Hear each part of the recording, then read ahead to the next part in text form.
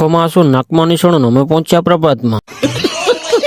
તો કેમ છો ભાઈ લોકો, આપણે બ્લોગ ચાલુ કર્યો સવારના 6 વાગ્યામાં, તો બધાને ગુડ મોર્નિંગ। ત્યાર પછી અમે આવી ગયા કસરત કરવા, 3-4 કસરત કરીને અમે નીકળી ગયા ઘરે જવા માટે। તો ચાલો બસ હવા નીકળ ગઈ। ત્યાર પછી સૂર્ય ઉગ્યો ને અમે નીકળ્યા માંગરોળ જવા માટે, કેમ કે રવિભાઈને શીખવી હતી 4 વ્હીલ ને પહોંચ્યા પ્રભાત મોટર ડ્રાઇવિંગ સ્કૂલમાં ને ભાઈને સડી હતી ટાટ એટલે ભાઈ બેસી ગયા હતા ગાડીમાં। ત્યાર પછી રવિભાઈના હાથમાં આવી ગયું સ્ટેરિંગ ને અમે નીકળી ગયા સીલ બાજુ જવા માટે ને હું સવારનો નજારો જોતો ને રવિભાઈએ લઈ લીધો યુટર્ન ને અમે નીકળી ગયા માંગરોળ। ત્યાર પછી પહોંચ્યા કેશોદ બાયપાસ ને પેલા તો સવારનો ચા નહોતો પીધો એટલે અમે પી લીધો ચા ને ચા પી ગાડી પાર્ક કરી માવા નશો કરીને અમે નીકળી ગયા ઘરે જવા માટે ને પહોંચી ગયા ગામમાં ને સવારનો તડકો પડતો હોય માથે એટલે કંઈક અલગ જ મજા આવે।